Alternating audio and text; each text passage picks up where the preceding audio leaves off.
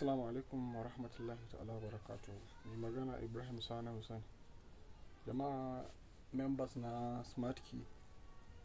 Da wannan bidiyo ya zo ne ko kuma muna bayani ne dangane da yadda mutum zai registration a Probit da kuma yadda zai verify din account din still a Probit da kuma yadda zai place order yadda zai siya ko siyar. So da farko misali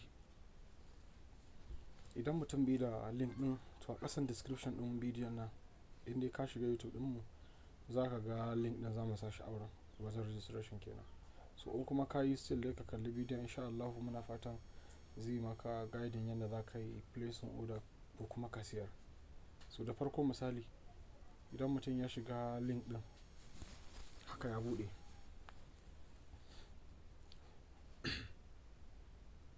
so kun ga abin da zai nuna wannan bayani ne kamar wannan bai ba kenan. So zaka ciki information din za su tura ma da confirmation code, sannan za ka yi amfani da confirmation code din wurin da za su nuna ma maybe za su tura ma a email ko kuma a abin nan ɗinka. Sannan ka tabbatar ka danna wannan agree din dukansu, agree din nan ka amince da duka dokokinsu.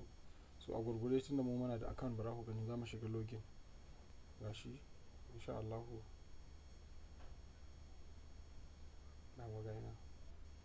Ma gaskiya mu dauko application din zai dan fi sauki saboda application yanda zai dan bude ma ba kaman yanda website din zai bude ma ba, don cikin application ya dan fi tsari. So yanzu bara mu koma cikin application din tunda ni ina da application din kun ganshi. So da same time in kuka lura kaman yanda wancan ya nuna ne.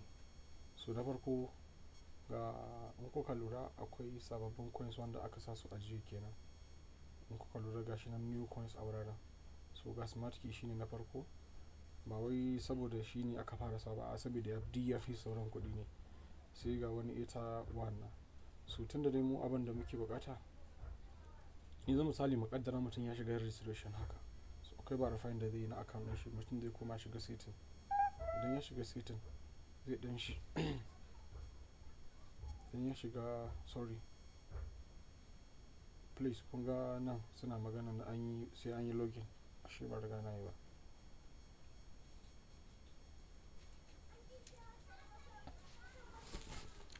So duk wanda ya log out za su tura confirmation code ta cikin email cewa wannan idan har naka ne ka tabbatar da cewa idan zaka sa email din kai confirming email din da ka sa gudun ka je kai manta ko kuma wajen password, saboda wannan ba kaman sauran website bane.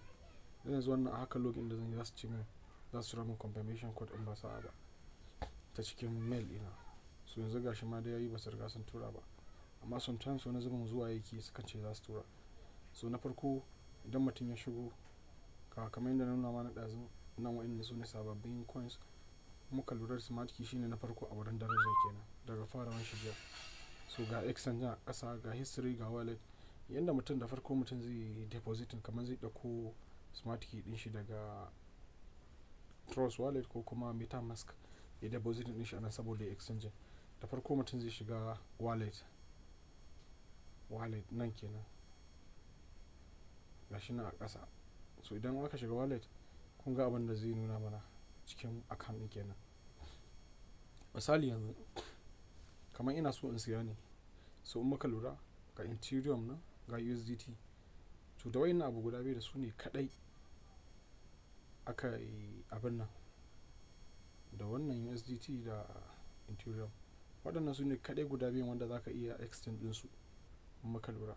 Sannan ga kuma Smart Key din ma'ana shine a tsakiya kenan.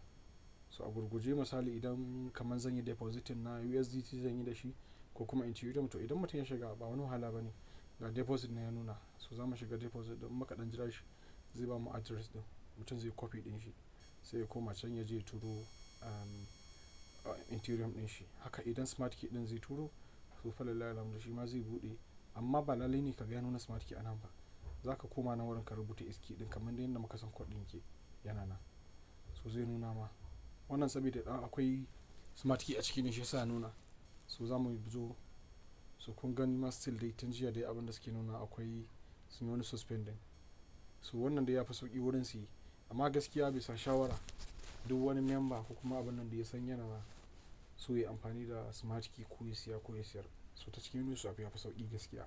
Dalili saboda tun jiya smart key anan gashi baya depositing baya withdrawing, suna wai yana suspect. Ya kamata dai mutum ya san wanda zai yi da wuri gaskiya. So misali kuma kaddara mutum zai siya, dole za su bude da mutum zai kwashe. Kaddara mutum zai siya ɗin ne kamar yadda nuna mana, so ga exchange na kuma ka tsaya maka lura ga coins da sunan suna da yawa. So kamar yadda muka sani idan deposit ɗin ne yana USDT misali kamar wannan da wanda muke da shi yana da 1.9 USDT, so zan koma nan a cikin exchange ɗina, ai ga USDT ya nuna mu, ga USDT na nuna mu. So a cikin USDT nan da ya nuna mu, dole nan zan koma. Idan na taba Bitcoin ya koma under Bitcoin, na taba Ethereum ya koma Ethereum. So misali idan kamar da yadda kuka nawa da USDT ne, ina shiga nan zan rubuta SK, so zai bani SK stroke USDT, kun gan shi. So ga SD dan ga na Ethereum na, so sai in shiga wannan. Bayan na shiga kamar yadda kuka gani, so ga yanda sketch din yake nunawa, ga shi nan wannan shi ne kamar yadda wanda suka yi order da kuma suka place wanda suka siya. So in siya zan yi, zan shiga bayi nan wurin, nan wuraren waɗannan already an riga an sai da su, so ya kamata mu take note. don wani kan da aka yi da nan kamar abin ya fi tsada ya fi sauki, sai je shiga sai ta yi to ba zai yi ba domin Allah, saboda an riga an abin da ɗin shi wanda aka riga aka sai da shi. Nan wurin nan ne za mu koma mu duba idan akwai wanda ya place order shi da sauki sai mu siya, an kuma duka kila price ɗaya ne, fa lillahi alhamdu. So yanda mutum zai yi ya duba wanda ya dan fa sauƙin ma ne, kamar in muka lura a sama gashi ga price ɗin shi 0.1110 USDT each one per one kenan. To yanda mutum za ka gane nan wurin za mu koma mu dinga dubawa, misali kamar ga cikin so muka lura duk ana 0.12 ne, wani ya tsada wani ya sa da dubu, kana sa shi kana taba shi zai baka equivalent total abin da za su baka.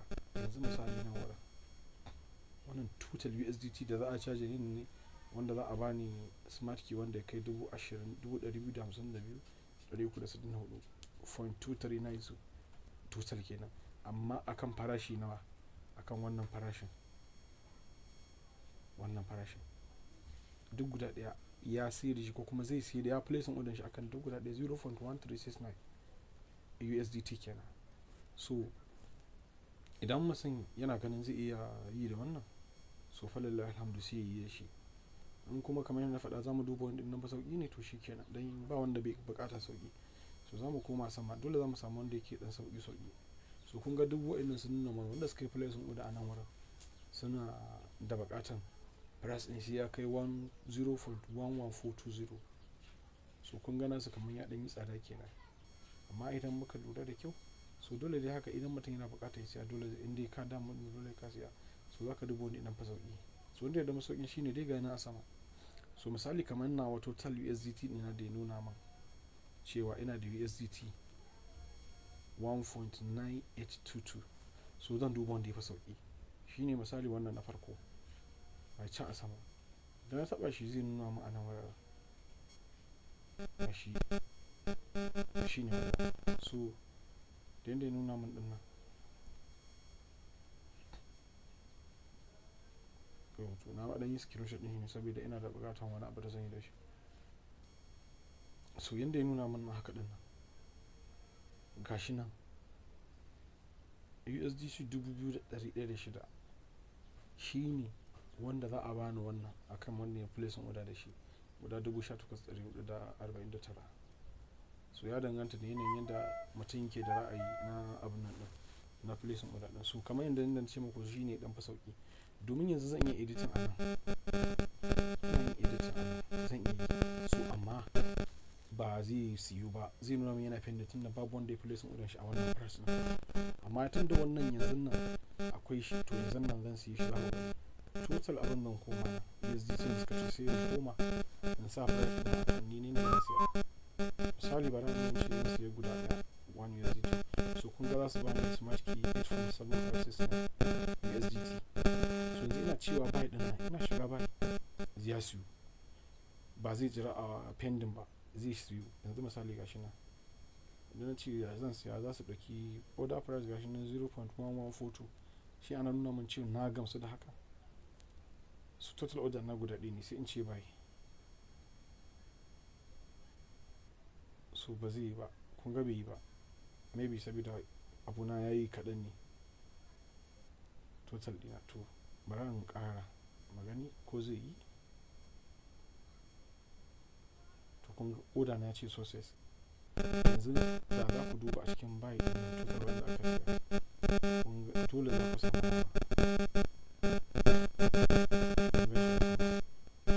shi ne siya ne yanzu 1.49, shi ne wanda na siya yanzu nawa ya koma samun wa'in nan a matsayin wa'in da suka siya yanzu nan na siya, shi ya samu a nuna aurara. So zan koma baya yanda zan gane cewa abin nawa ya yi ko bai yi ba. Idan na koma kamar yadda kuke gani,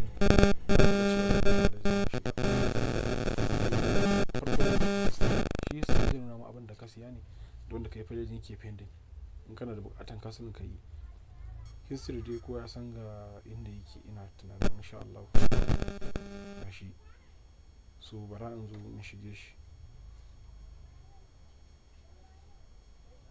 gashi. So kun gana ba USD ina so USDT kamar yadda nuna a can 0.1111, kun gan shi ya sai field 0. so abu na bai yi ba, domin inda ya yi a order history zan gan shi. Order history shi kuma wa'inda na abu na ne, sorry ana trade history nan wa'inda na siya ne na siyar. So in koma wallet na still abu na yana nan kamar yadda yake, kun gan shi USDT dama ina da 1.9. so kun gan shi bai riga ya je ba. So dole zan koma history in ƙara yi cancel ɗin abu na a offin order. Idan ne cancel yanzu abu na yana ne ya koma. So zan koma can baya still zan ƙara rubuta SK ɗin, sannan magani duka wannan the same procedure ne haka. Idan mutum zai da interior, idan mutum ya shi nan zan shiga kamar yadda nan gwada nawa zai fita yanzu, kun ga yanzu ba shi. to ga price din ma ya karu yanzu. So duk da haka kamar yadda na faɗa, mutum zai dan duba wanda ya dan fa sauki. a yanzu dai ana nan dai ba wanda ya fi sauki, don in kasuwan namu irin namu ne, don suna nan suna bibiye da abin gaskiya. kun gan shi. So idan ma interior ne haka za a yi. So bara din ƙara jarabawa, ina so in siya ne saboda akwai wanda bai san in ya jaraba ɗin gaskiya zai ga kamar bai fahimta ba. ran ƙara sahi abu na guda ɗaya maybe yana da yayi minimum lowest bayan ce to ya ce order sosai. Sidin nan ƙara komawa history ina ƙara duba shi shin yayi. So kun ga yanzu yayi, yanzu ya koma trade history gashi nan na siya 1.7, shi nan dai siya shi gashi nan karfe 2:02 da sakon 13 GMT abubuwan Najeriya ke. Idan na koma wallet na zan ga gashi smart key ɗin ya ƙaru ga USDT ɗin ya ragu. So wannan shine takaitaccen bayani dangane da yadda mutum zai sai order. So kamar yadda nake ba mu shawara a baya, gaskiya da wanda ke bukatan siye ko sayarwa ya amfani da yin zuwa ya kusa da domin kun gani kamar zuwa da zan yi withdraw na shi.